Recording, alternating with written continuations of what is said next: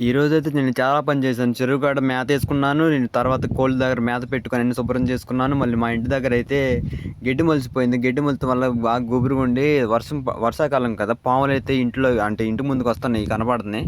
అందుకే ఈ గడ్డికంతా గడ్డి మందు కొట్టేస్తున్నాను.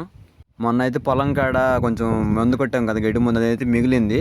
నేను అట్టి పెట్టాను ఇంటికాడ కొట్టొచ్చని. ఈరోజు తీరింది నాకు. నిన్న వర్షం పడింది మళ్ళీ.